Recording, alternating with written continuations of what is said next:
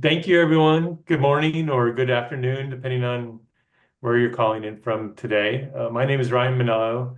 I'm the regional I&M program manager for the Pacific West, which includes North Coast Cascades Network. I just recently started in this position and was previously in the Pacific Island Inventory Monitoring Network for 10 years. And so really excited to hear about the different talks and perspectives that we're going to hear from the North Coast Cascades Network and the parks as we go through the next few days.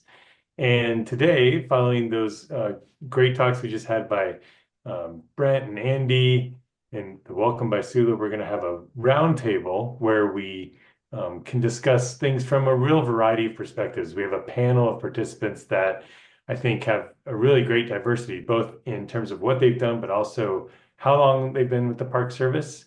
And so we'll get to hear from them on their perspectives and learn a little bit about them. And as we go through, again, we encourage if people do have any questions that they'd like to ask in addition to what we're discussing, please go ahead and put those in the Q&A, and I will try and monitor those as well.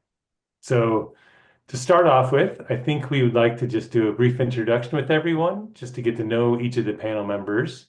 And we're going to ask them to introduce themselves, note where they're at, where they sit, what position they do or what they do, and how long they've been in their position or with the Park Service, and then where we can find them on a day off.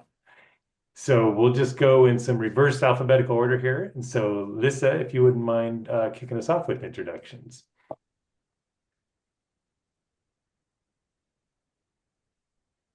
Yeah. Hi, my name is Lissa Kramer. I am at Klondike Gold Rush National Historical Park in the Seattle unit. Um, I am a museologist and I am the park's curator and resource lead.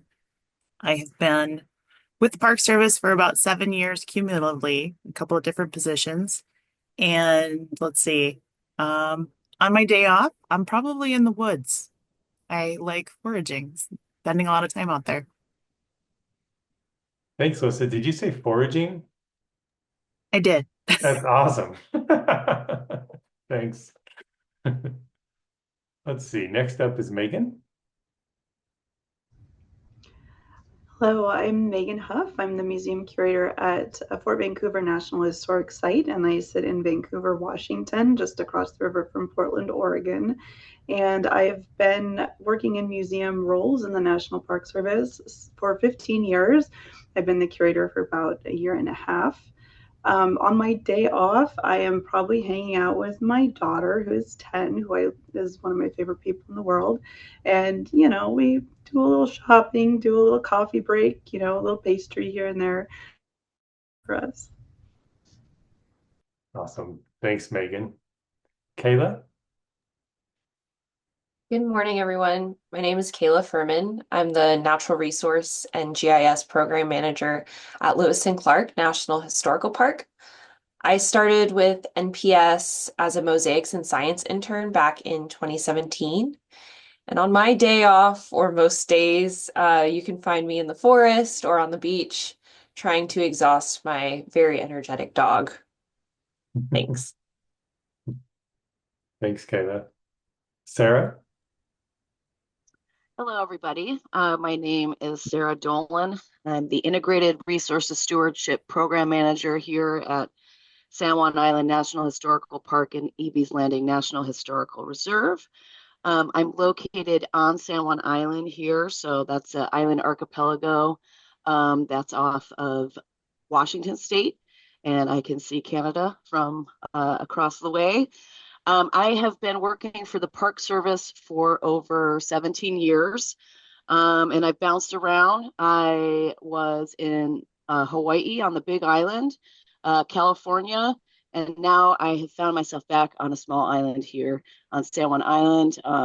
As an integrated resources manager, it's an interesting position because I manage both cultural and natural resources. And my background actually is archaeology. So I have kind of an interesting perspective on how we do our job here. So excited to be here. Thanks, Sara. Bill? Oh, hi, I'm Bill Baccus. I'm an ecologist at Olympic National Park, and I've spent the lion's share of my time working with the I&M program, monitoring resources at primarily Olympic, but also Mount Rainier, North Cascades, some time in San Juan, and Lewis and Clark. Really love this entire network.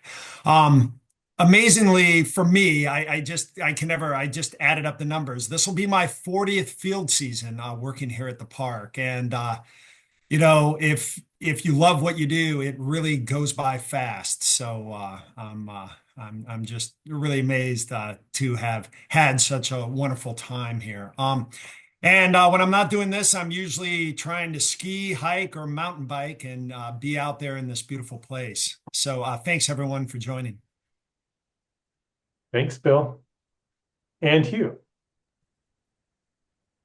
Hey, good morning, everybody. Thanks for having me.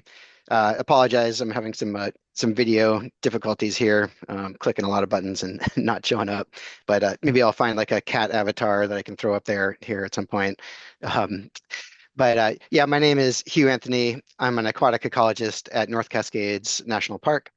Uh, I began working at North Cascades in the year 2000 as a Student Conservation Association intern.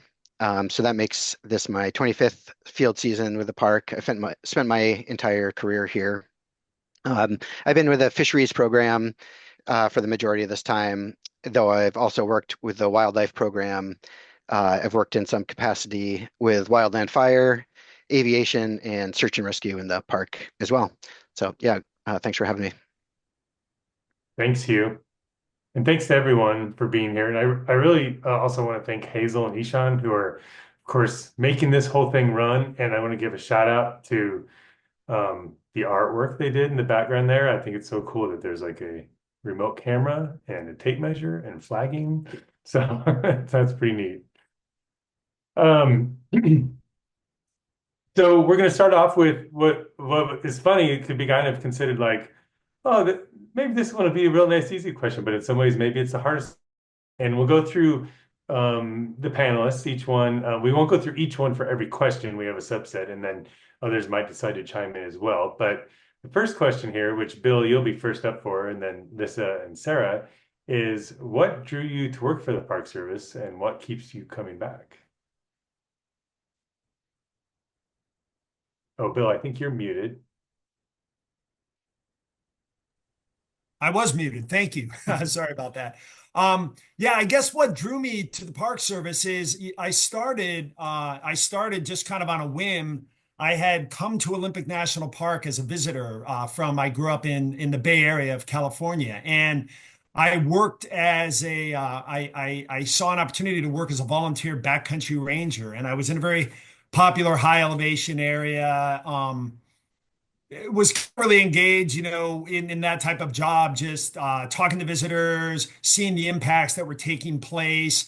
And it really got me thinking about, how do you quantify and address those impacts? And I ended up spending my next 10 years here in a biological technician job, kind of addressing, measuring, and restoring those. And during that time, there's just so many incredible, the diversity of resources that were around me, and a lot of fundamental questions I had about those. And so when the National Park Service kind of stood up a long-term monitoring program, I found my way into that program, and you know, so now I've spent that next kind of 30 years working with climate, air quality, glaciers, mountain lakes, intertidal ecosystems, and it just keeps me wondering every day, and so many things to learn. So I think that's really what stokes my fire. Thanks, Bill. Lissa? I was one of those kids that saw a ranger in a hat, and I thought, wow, that is so cool that they get to spend all their time outside and help make people care. And I was full of questions, and I loved it. And I took kind of a circuitous path to that, even recognizing I was probably like 7 when that occurred to me. I wound up working ultimately in the museum field. I've been working in museums in one form or another since 1999, so it's been a while. And didn't have my first Park Service job until graduate school after I had been working kind of the front of the house in museums, doing museum education and visitor services, a lot of partnership outreach. And I decided I really wanted to work with the stuff. I really was fascinated by the connections that could be made with, I was really drawn in when I worked at the Alaska State Museum by how the park, or I'm sorry, how the museum worked with its tribal partners. And it caught me that those museum collections weren't really just for education in the front end way that we did things. There was so much more depth and richness in what was there. And also just the awareness that everything that was being preserved, it wasn't just being stored. There was an actual active purpose for how and why we brought things together. And that it wasn't always appropriate for everything to have whole public access all the time, that there were so many other gradients to it. I got really fascinated by it. And then I figured out, kind of working through museums across all that time, that the National Park Service kept coming up because the Park Service is really a long-term history. It's the largest museum system in the world. It's acknowledged that way by our government. It's by other governments, by other museums. And that 1,500-page museum handbook, that is a big set of standards that a lot of other entities use. And so we really provide this base foundation for how the field works. And it's a place where I found that it's not only okay to be an idealist and maintain that idealism, but that actually helps me to do my job better. The longer I can maintain that energy and care. And it's really easy to care about these things. They're like, we are all in this work all the time in different facets.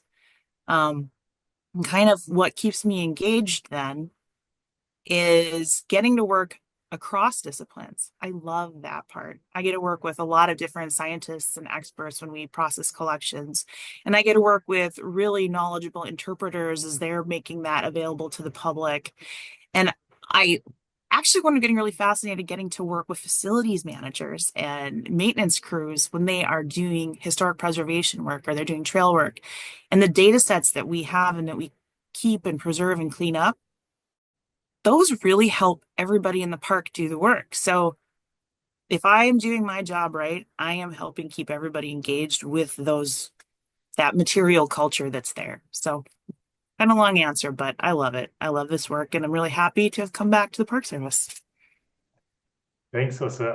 I have to say, like, you gave me, I've been in the Park Service now about 25 years, and like I had a total like aha moment there. I mean, I've never thought about the Park Service as like the largest museum collection in the world, but I totally get it, and it's like such a cool perspective. Yeah, thanks. Sara? So like Lissa, I was kind of one of those kids at a really early age that knew that I was interested in culture and learning more about the world beyond the world that I was born into. And so I kind of pursued an academic career, and archaeology seemed to fit kind of those questions that I asked myself. And as an early in my career as an archaeologist, I worked for private companies, that would support various things. And I would be out on these landscapes. I was working in Tucson, Arizona, and I often was accompanied by biologists. We'd be working together, and many of these places had endangered or imperiled species. They had archaeological sites that were thousands upon thousands of years old. And these places were going to be developed. There were going to be golf courses. They were going to be housing areas. And at that time, I asked myself, I said, I don't think I'm in the right business here. I really want to preserve and protect places. I don't want to see them go. I don't want to be involved with removing them from the landscape. And so I had some colleagues that said, I think you need to learn about the National Service, because the questions that you're asking seem to fit within that realm. And so on a whim, I applied for a archaeologist position at Pu'uhonua Ohonelnel on the Big Island, the place of refuge. My husband was from Hawaii, and so he was, interested in maybe moving back, and they hired me, and I couldn't believe it. And I embarked on one of the most humbling and beautiful experiences of my life of working there, working with lineal descendants, and kind of structuring me as an archaeologist of looking at the land and the people and the history.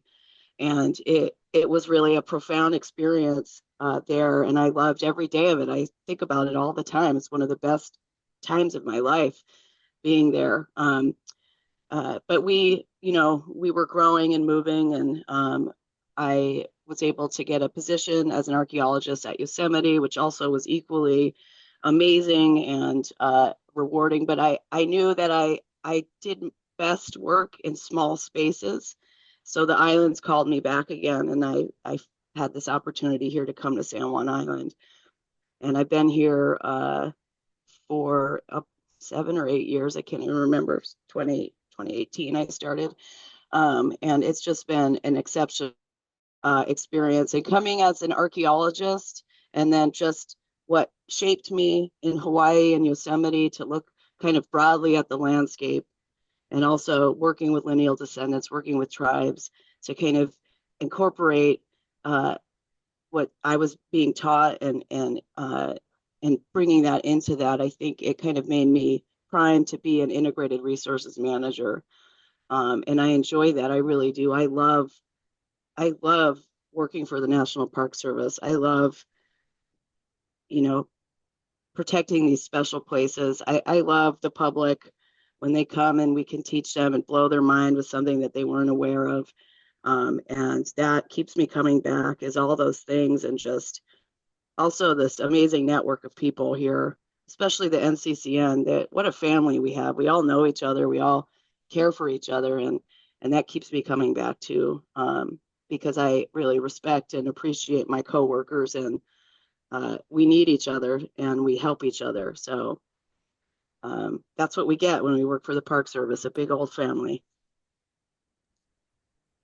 Thanks, Sara, and thanks to each of you there. I mean, just really inspirational hearing about it, from the natural areas to the connections to, lineal descendants. I just think it's amazing to hear these different stories, and really inspirational. So our next question is, Hugh's gonna, it looks like you got your camera working just in time. If you could describe a day in the field or in the lab in one word, what would it be and why? And then what does that day look like? Yeah, I think to describe a day in the field in just one word, I would use the word engaged. I feel like when I'm working in the field, it's like a conversation essentially with the landscape, like a give and take where I give my attention to the survey site or the landscape, and in return, I receive like clues about what makes the site unique. So it's a very conversational experience on a good day. We all have good and bad days. But I might be downloading a temperature logger beside a stream, or keying out a salamander at a mountain lake. It's a bit like it's my situational awareness is very high, and I'm just like keyed into everything that's going on around me, and I just feel like completely present in the moment. So yeah, that's and I guess what was the second part? What's a good day look like in the field? Oh yeah, just kind of what's that entail? You touched on it a little bit, but yeah, just like what would your duties be like, or what would you be doing? Yeah, Yeah. yeah, it would be field work is winds up being just a small component of the overall life cycle of these projects, but it is by far the most exciting part. So yeah, if I find myself by a water body in the park, that's just a great place to be. Thanks. Awesome. Thanks, Hugh. Kayla. I love what you were sharing there, Hugh, with the conversation with the landscape. Yeah. I chose a similar word to describe um, what a day in the field would be like, adaptable. We are constantly adapting not only the plan for the day as things come up, but the clues all around us to be able to understand the full picture. And so that day could look like visiting our wetland restoration monitoring sites, where we're gathering all of our gear and reviewing the protocol. And then we get into the field and we come across a new plant that had never been observed in the park before, or maybe observed in Oregon. And so then we have to stop and figure out who this new plant is and get enough information about it where we can ID it back in the office. As we're trying to do that, we may come across emerging invasive species that we may be able to remove at the moment or be able to collect information about that to return and report that out to our park partners. Um, trampling around in the wetland is one of the best places for me to be. But we may come across Virginia rail nests that we then have to avoid, but is also such a special experience. And so we're constantly adapting, either physically to the land that we're working in, or to the information and the data that we're gathering being in those spaces. And so, again, like this is a small part of the job, but one of the most rewarding is figuring out what is going on and how do we fit into these processes happening, and how we can better preserve and conserve these processes and places that are just so special that we protect. Thank you, Kayla. And Bill. Yeah, I think mine kind of ties into both what Hugh and Kayla said. I picked the word for an average day as novel, which kind of in the sense of unusual or different. And here at Olympic and in the NCCN, I just think we're really lucky that our work spans all these incredibly environments, and also we work during all these different seasons. And so uh, one of my favorite days is, I've had a work day that began by measuring ice on a glacier in the center of the park. And, at the end of that day, I was standing waist deep in the Pacific Ocean counting razor clams. And that kind of diversity that kind of fits the novelty of the day. We have unpredictable weather. We have high and low tides. We've got stormy and calm oceans. Not every day is easy.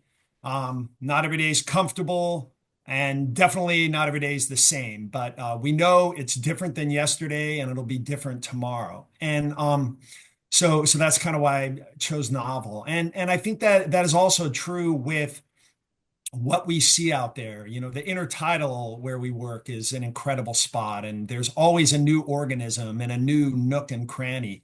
And finally, I think the novelty is the amazing people that I have the opportunity to work with, not just the kind of the seasoned staff that's been in the NCCN for a long time, but one of the greatest things I think in the Park Service, that we have this legion of seasonals that come every year, and they're amazed and they're excited and they want to make a difference in the world, and they come to the Park Service, and I have this opportunity to kind of be out there with them. So in addition to every day being different physically, the people I'm surrounded with all the time, there's always a new colleague, a new worker, a new group of people that I'm out there with. So that's mine is novel.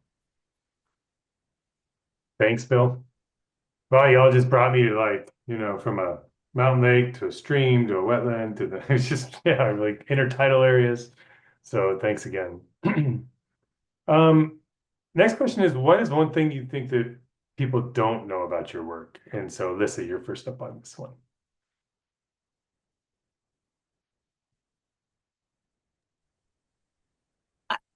I think people don't know a lot about what we do as curators, particularly. Um, Friends, family, colleagues, we're we're mysterious.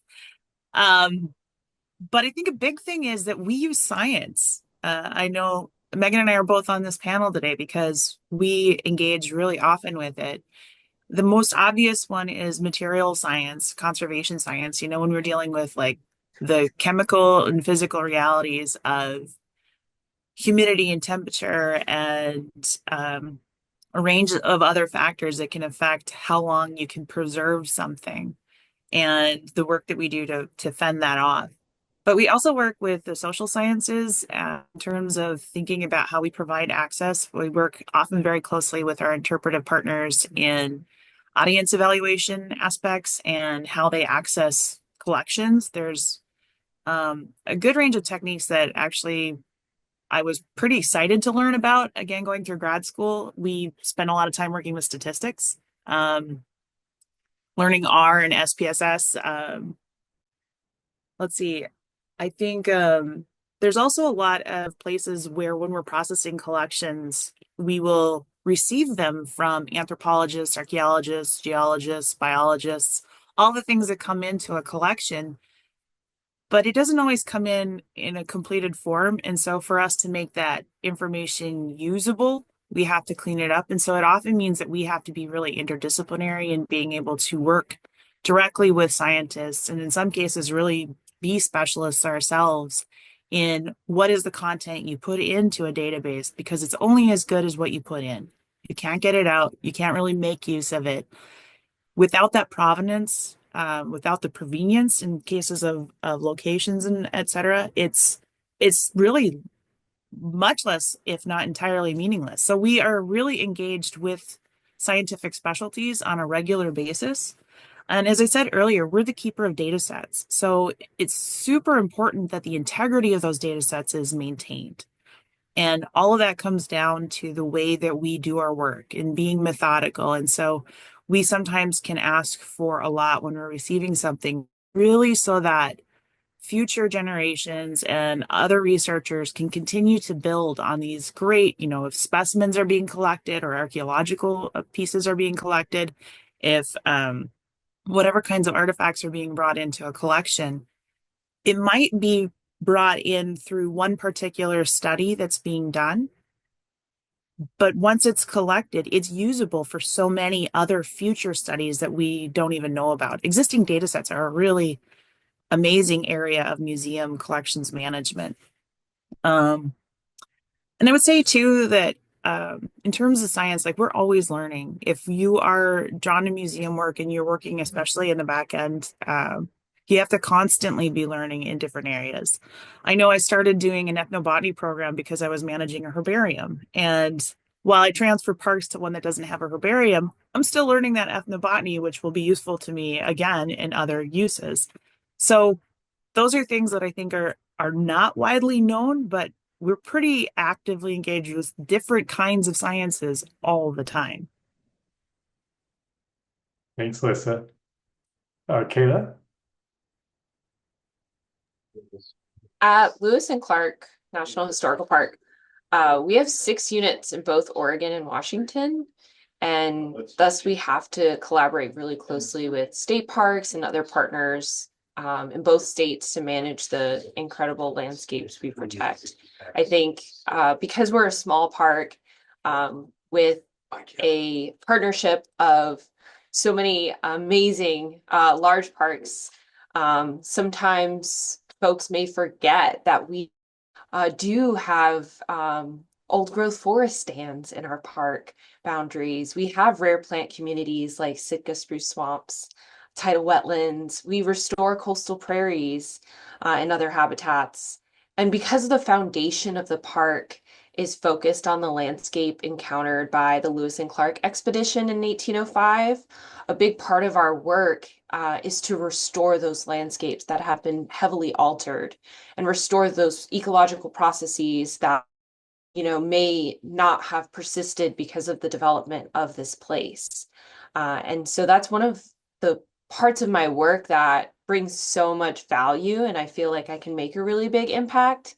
And for a small park, we can have such a large landscape scale impact by working with all these partners and collaborating well beyond our boundaries, but also across state lines.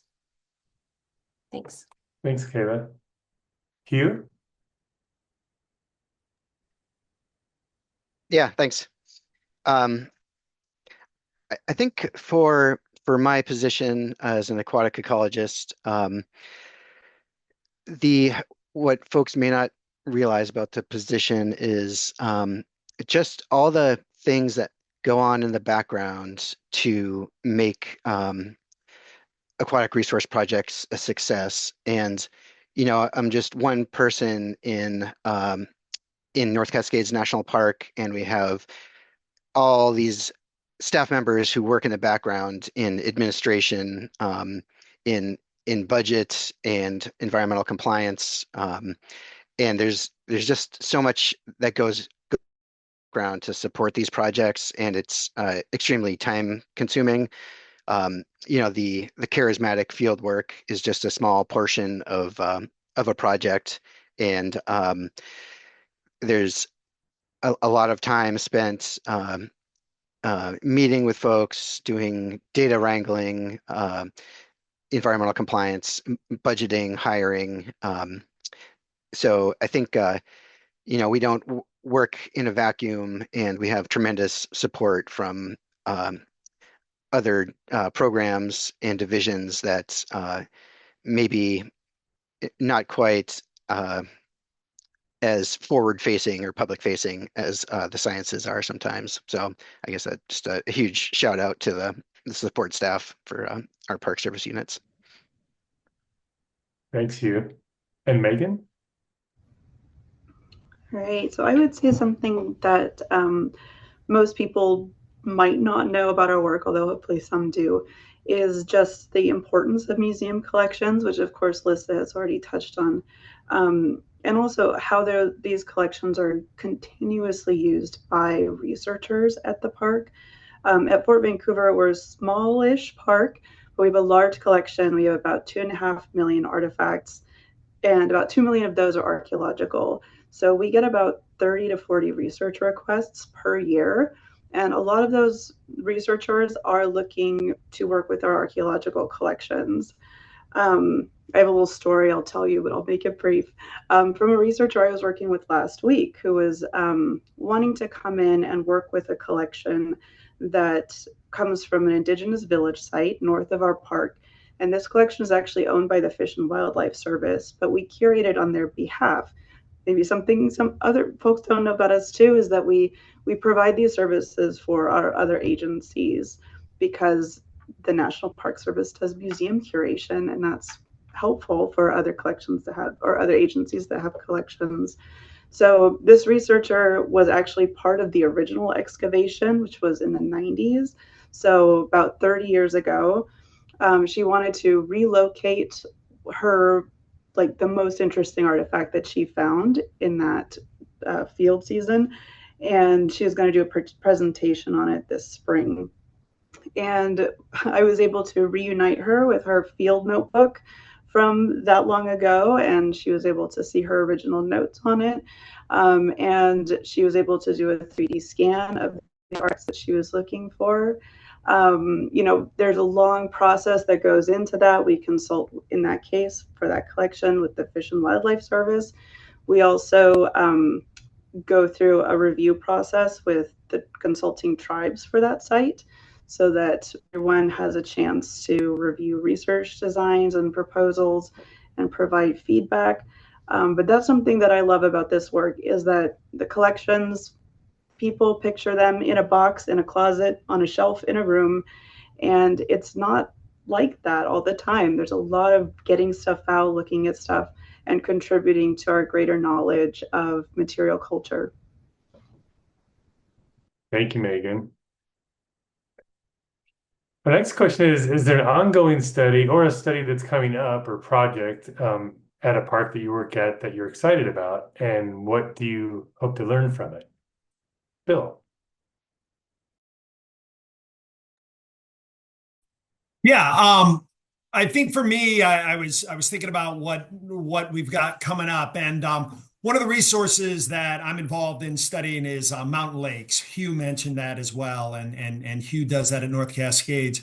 Well, here at Olympic, we have over 800 mountain lakes, ponds, and tarns, and the cool thing about mountain lakes is that they freeze each winter and then they're buried under this deep blanket of snow. And oftentimes for, anywhere from like 7 to 9 months a year. And so there's these kind of two distinct seasons where there's your ice-free period where the lake is thawed and there's all this biotic activity. They get sunlight, there's gas exchange, all the organisms are feeding and actively kind of going in and out of there. And then there's this longer season where it's ice covered.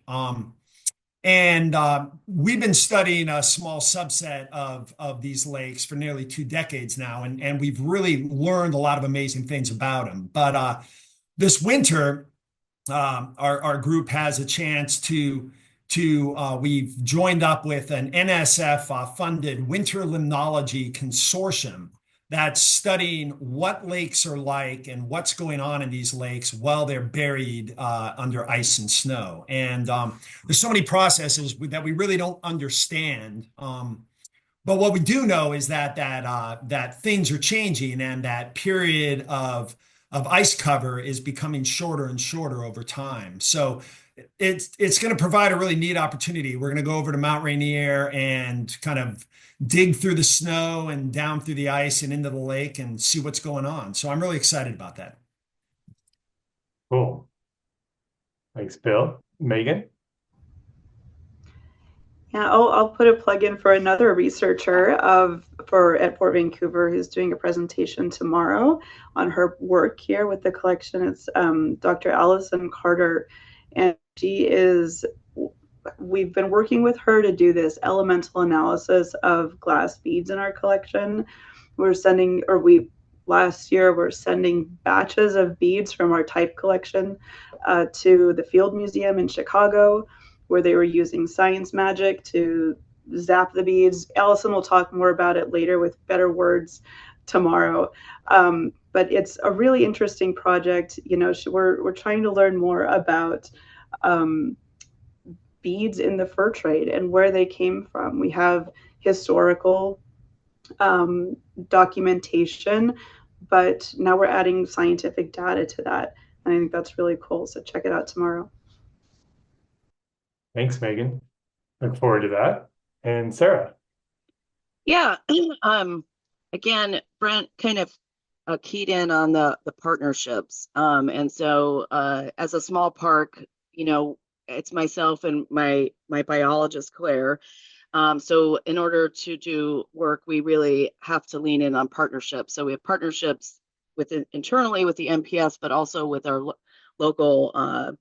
various local folks, agencies and entities and Youth Corps. And so one of these exciting projects that we've been working on for multiple years is at the Mitchell Hill unit, which was recently acquired lands in 2010. And that is in the northern part at the English Camp unit. So starting last winter, park staff, Eco Studies, who we have a cooperative agreement with, and the Island Conservation Corps, which is a local youth conservation corps, have been conducting small diameter conifer removal and removal of shrubby materials at Mitchell Hill. And the goal is to release Gary oak, which Gary oak ecosystems are kind of an imperiled ecosystem, as well as prairie balds that are being overcrowded by young Doug firs. So Mitchell Hill, the last landowner was the Department of Natural Resources, and so they were doing a lot of logging. That was what they were doing there. So there's a lot of young growth. So as part of these kind of long-term partnerships, we worked with Eco Studies in 2021, and they did a rare plant survey up there at Mitchell Hill, and were able to document a lot of Gary oak ecosystem that's coming from the Young Hill area. which is another area that the NPS has been working on for multiple years and has a really healthy oak ecosystem. Well, lo and behold, Mitchell Hill also contains that. And they also contain some rare and native plant species, some of which, like the Indian Valley Brodea, had not been documented on the island for 100 years. And after this, I'm just going to put a link in the chat that is a little bit about the study that Eco Studies did up at Mitchell Hill. But anyway, through this research, we found that extension of Gary oak habitat, and it was quite prolific. And it also included old growth oak trees, as well as really, really old growth Doug fir that could be upwards to 300 years in age, if not older. So using that data from Eco Studies, we kind of came up with priority areas that intersected with Gary oak, that intersected with prairie bald, and that was what we prioritized for shrub removal. So we started that last year.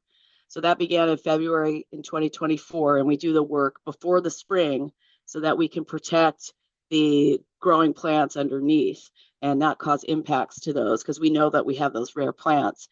The other thing that we did, which is kind of a new approach for us, is we're creating small debris piles that we plan to burn in the fall to create biochar. So this burning of biochar has been done on the island by the ICC and other, in Eco Studies and others, and Claire, the park biologist, was really familiar with this. So the biochar promotes carbon sequestration from the atmosphere. It improves the forest soil health while also providing water retention and essential nutrients. And so this is really good for these rare ecosystems with these thin soils. So we're working with our cooperators. We're working with our national park fire staff. They're really excited because they're going to help us with the burn to do this. So this is beyond a prescribed burn. This is kind of a restoration technique. So that's going to happen in the fall, and I can't wait for that. The other really cool thing about this project is that some of the conifer that we cut that were a little bit larger in diameter, we cut in long lengths, and we're going to reuse those to create split rail fencing. So split rail fencing, we have that in the park. It's very expensive to get here because a lot of it is shipped from elsewhere. So we're trying some more sustainable ways to use split rail fencing. So we're reusing these conifers, and then we may be reusing them for other things as well. So that's been a really fun project that is ongoing. And now with our fire staff involved, they're really interested in it. So it may be something that we continue if we can continue to get funding for that. And then I'm going to put my little study that the public can access about the rare plants up at Mitchell Hill, because it's just so cool. Thanks, Sara. Awesome to hear about these projects. Just a reminder to folks, if anybody has a question they want to ask the panel, go ahead and put it in the Q&A, and we'll be sure we get to those. Our next question is, what are some new or emerging tools that either are changing or could change resource management work or other aspects in your work that are happening that you're familiar with or interested in? And so, Hugh, you are first up there. Yeah, thanks, Ryan.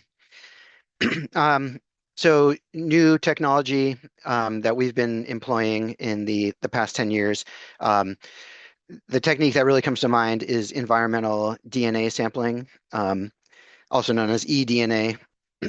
For folks that are not familiar with eDNA sampling, basically you go to a site, be it a river or a lake, and you filter through like a small piece of filter paper. You filter like 3 to 5 liters of water, of site water through that filter paper. And the material on that filter paper includes genetic scraps from various aquatic organisms. So then you can send that filter paper off to the lab, and they'll screen it for genetic material, and they can tell you what the presence or absence of species in that particular system. So it's really terrific in mapping species distribution, um, aquatic species distribution. And we've used that extensively at North Cascades National Park now. It can be quite a bit uh, easier and less expensive than traditional aquatic survey methods, such as snorkel surveys or electrofishing. Um, and in We used that method extensively in the Stehekin River Basin in the southwest or southeast corner of the park. That's the main tributary to Lake Chelan. And in From 2017 to 2019, the park took eDNA samples from the entire watershed, um, specifically looking for the presence or absence of bull trout in the system. And bull trout are a species to the Lake Chelan and Stehekin River Basin. But in the 1950s, there was a huge die-off related to introduction of disease, and they were presumed extirpated from the system. So we collected almost 180 environmental DNA samples at 1 kilometer spacing throughout the entire basin in this large canvassing effort to look for bull trout. We also ran the samples for 3 other trout species, the native West Slope cutthroat trout, uh, and the non-native, in this system, the non-native rainbow trout and brook trout. So when we got those results back from the lab, we just had this terrific map of fish distribution throughout the entire watershed. Um, and lo and behold, no bull trout detections. So this is really a very conclusive evidence that bull trout are extirpated from the system. But it also identified a number of headwater reaches with the native West Slope cutthroat trout in them, as well as some areas where there's problematic non-native species, particularly brook trout, and um, helps us in prioritizing our management plans for the park. So yeah, that's the latest tech that we've really employed widely in the park. Oh, that's great. Thanks, Hugh. Kayla? There is just so many different innovations, but to focus on one, I would say UAS, utilizing hyperspectral cameras. So for those that don't know, UAS, unmanned aerial systems, also known colloquially as drones, can be fixed with a hyperspectral camera, which is able to take um, imagery at different heights, but getting the spectral signatures of various plants. And so this ability to detect distinct plant species for either conservation of those species, long-term monitoring, or even eradication in the case of invasive species is allowing us to utilize our staff more effectively. We're able to get to areas that would otherwise be unsafe for staff to be in, and survey areas greater than we were able to before, especially working within our tidal zones.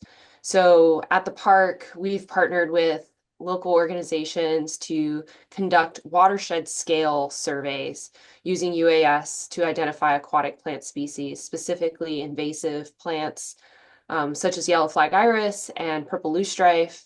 And so this huge monitoring effort is going to support on the ground treatment. So we're able to survey areas beyond the park boundaries throughout the whole watershed. We'll identify where populations occur and then be able to follow up with boots on the ground to treat those species. So we are minimizing the spread throughout the watershed. And that way we're protecting not only the habitats within the park, but outside the park, which are contributing to these larger goals. Thanks, Kayla. And Sara?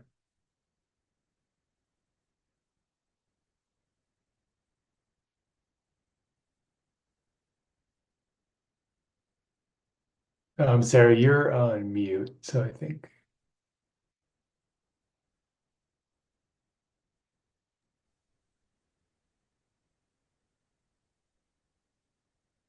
Okay. Yeah, so this is about science and research that's led to park change, right? And the best kind of example for this is that I can find is the story of our visitor center. In 2018, we received funding to redesign our outdated American Camp Visitor Center. It was an over-year-old structure with interpretive content that focused primarily on a 12-year historic occupation in the late 1800s. That was associated with the American and British troops. So with this opportunity, we decided to expand that narrative, and we began a multi-year collaboration with traditionally associated Coast Salish tribes to create an improved exhibit design and content. So we worked with tribal representatives for over 18 months to develop exhibits that enhance the visitor experience and also highlight the enduring connections of Coast Salish people to these park lands. And part of that, which was exciting for me as an archaeologist, is this re-envisioning of the archaeology collection. So prior to the new visitor center, the archaeological collection, we had a small exhibit of archaeological pre-contact artifacts that were in a glass box. And it just had a flippy thing that people could read about it. And really, it did not give the information to people about how long people have been living there since time immemorial. So through this consultation, we redesigned that whole concept. And this was really exciting for us. So we worked with tribes. We picked artifacts that were appropriate for people to learn about and to touch. Meagan at FOBA, and the Burke Museum, they curate our artifacts between both collections. So we went to the Burke Museum where many of the pre-contact artifacts are, and we did 3D photogrammetry of the artifacts and then 3D printed them to be installed in the Living Histories Lifeway rail. We also worked with a local mural artist, and we recreated a painting of what one of those significant village sites looked thousands of years ago. And then we combined that with the artifacts. The other component to it is we worked with knowledge keepers that were experts of the language, and we recorded their voices. So they are saying the uses and those names in different languages. And that all works together. So the people can touch and feel, they can hear, they can see, they can visualize what it was there thousands of years ago. So it's alive. So we took that glass box of artifacts that were kind of relegated in there, and we were able to, through consultation, create a lifeway, an exhibit where people can feel all those things. So that really was an amazing feat. The other component as well was kind of bringing the natural component to the landscape. So the park has been doing research on prairies and lagoons and aquatic areas and coastal sand dunes for years and years.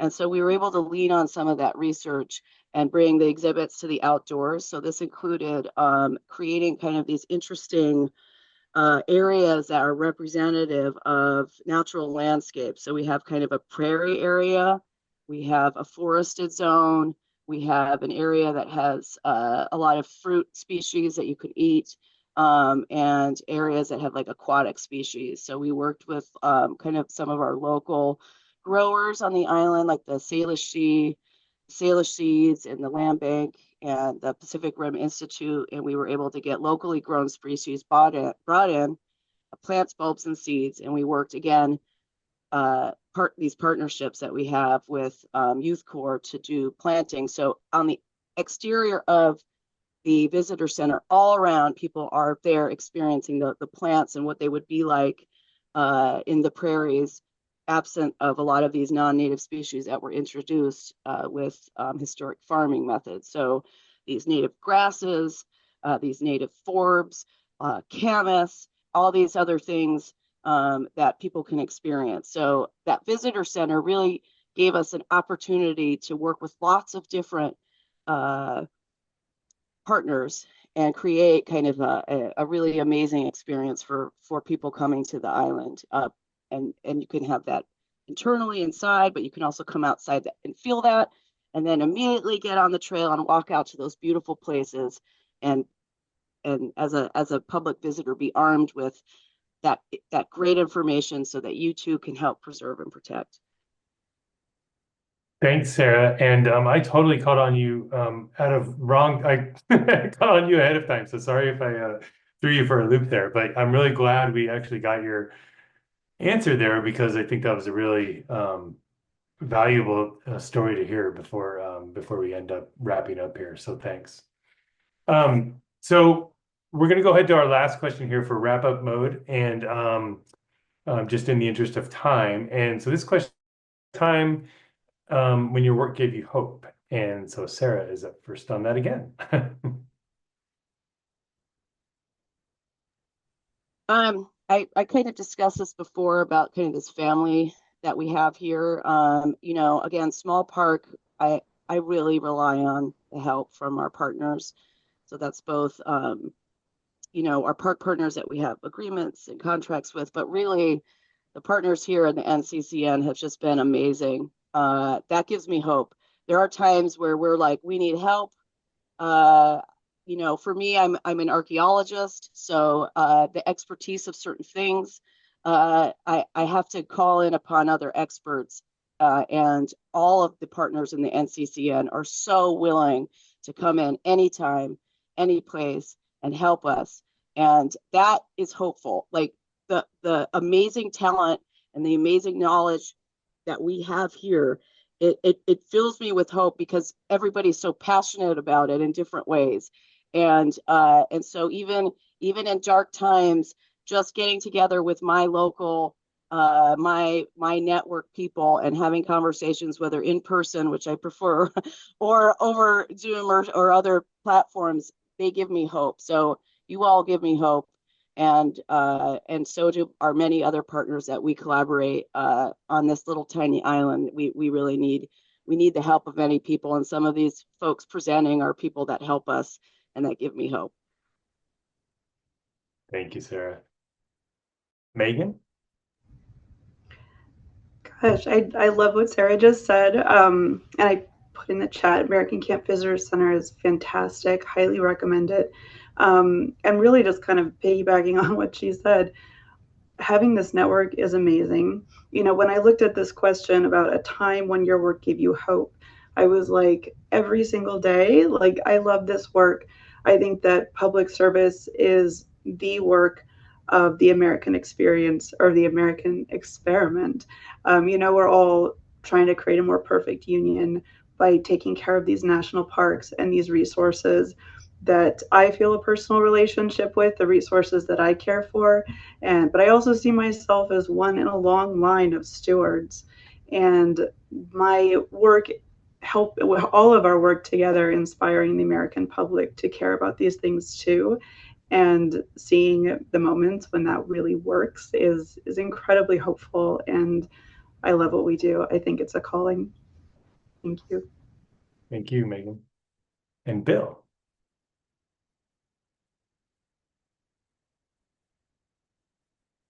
Oh, Bill, you're on mute.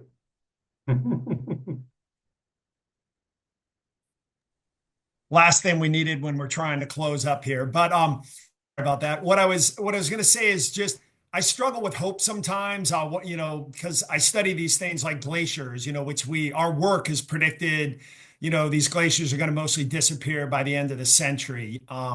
So sometimes you're really struggling with hope, but I think these guys really touched on it. And another part of that for me is just one of the advantages of working in these protected, amazing places, especially some of the, be they historical sites or these large wilderness parks, is that in relative terms, these places are really mostly intact, and the changes that are taking place, they're slow, they're incremental, and you really you really see how resilient nature is, and we're surrounded in it. And that's really wonderful. And kind of what I touched on before, just being surrounded by all these young colleagues that are dedicated, trying to make the world a better place. I mean, gives me hope every day, just being surrounded by that. Thanks, Ryan. So, yeah, thank you. And thanks to everyone on the panel today for sharing these different perspectives and knowledge. I was continually learning, and this was just a great last hour. I really enjoyed it. So thanks very much. And Hazel, I will turn it over to you now.